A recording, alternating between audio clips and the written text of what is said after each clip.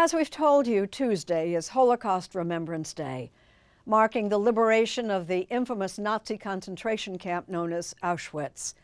It's a time to remember the millions who perished during World War II. And, as Lee Cowan reminds us, honor the righteous few who shepherded some to safety. Marc Chagall once commented, if he wasn't Jewish, he might not have been an artist. His faith profoundly influenced his works, like The Praying Jew, for example. As well as this. Bon anniversaire! A never-before-seen work that Chagall gave to his granddaughter, Bella Meyer.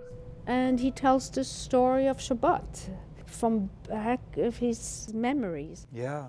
I watched him paint and I loved it. I adored him. But a grandfather's faith also got him into trouble. In Russia, where he was born, Chagall was jailed for not having his Jewish residency papers. He later moved to Paris. France for him meant freedom. But in June 1940, Hitler smashed through the Western defenses and overran France. Freedom, that is, until the Nazis marched into Paris. For him, he was French rather than Jew. The Nazis certainly didn't see it that way. They considered Chagall's work degenerate art. In 1941, the Vichy police tracked him down in Marseille in the south of France and detained him yet again. Had it not been for the courage of strangers, non-Jews mostly, who risked their own lives to help smuggle him and his paintings to safety, that might have been the last we ever heard of Marc Chagall. I don't want to think too much because I'll cry, and I don't want to cry in front of you. Yad Vashem, Israel's official memorial to the victims of the Holocaust, has a name for such rescuers. It calls them the righteous among the nations. I mean, the word righteous is of all the ones who helped. No better word. I mean, no. There weren't that many righteous rescuers, however. It's easier to discount horror with blind eyes than it is with eyes wide open. Compare the 6 million murdered Jews to fewer than 30,000 non-Jews who have been recognized for helping. One of them said, you didn't care whether they were Jewish or Catholic or Eskimos. They were persecuted people, and you had to help. Using taped and transcribed interviews from the U.S. Holocaust Museum, filmmaker Nick Davis brought 45 extraordinary stories of those non-Jews who did help to life.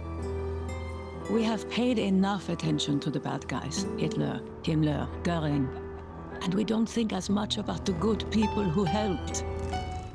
On a sort of superficial level, I felt like, haven't we seen enough Holocaust films?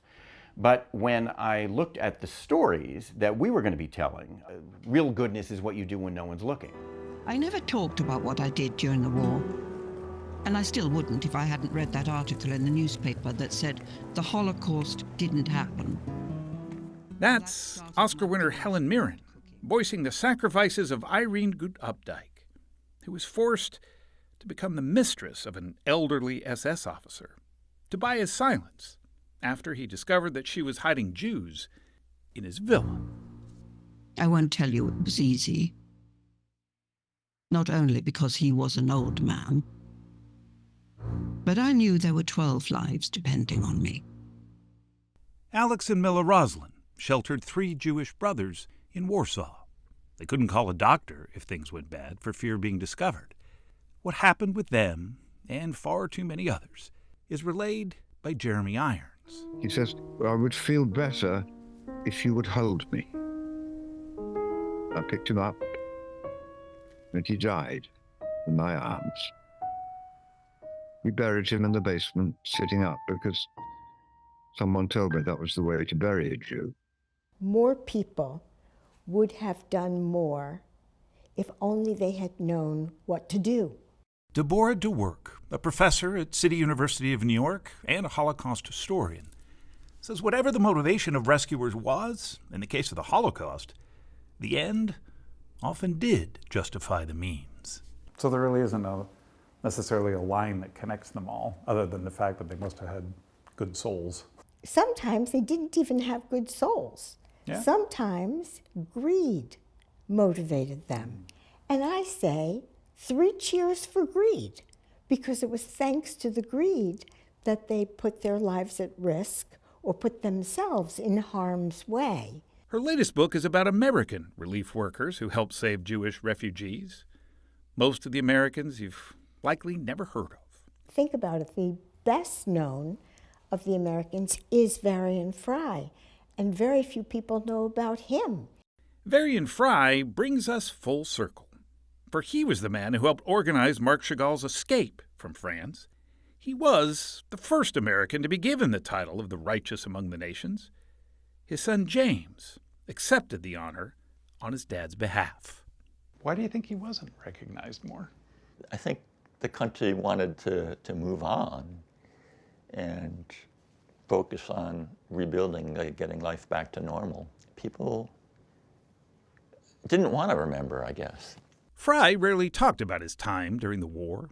Poor Varian Fry, en bon souvenir. Although Chagall paintings sometimes mysteriously appeared in the Fry household, presumably as a thank you. Do you remember these hanging in your house? Oh, yeah. Yeah? Growing up. In retrospect, he says his dad suffered from outsized bouts of righteous indignation. And that's your dad? Yeah. To the point that he believes his dad's bravery may have sprung in part from his being bipolar. I think he harnessed sort of his manic energy to do something that most people would have thought not worth trying. And it's that, the not worth trying part, that haunts any discussion of these righteous among the nations. What would you do? Well, I have a wife and 2 amazing daughters, and I don't know that I would risk their lives for a perfect stranger. Let me correct that. I know I wouldn't risk their lives for a perfect stranger. I mean, I wish I would have the courage to do even a little ounce of it. We'll never know just how many there were. Those hiding Jews in attics or basements or crawl spaces rarely survived their generosity. But those who did more than save a life. They created opportunity for life and art and beauty. Oh, wow. For years to come. If he were here, then you could have a conversation with Varian Fry. What would you want to say to him? I would just hug him and thank him for existing.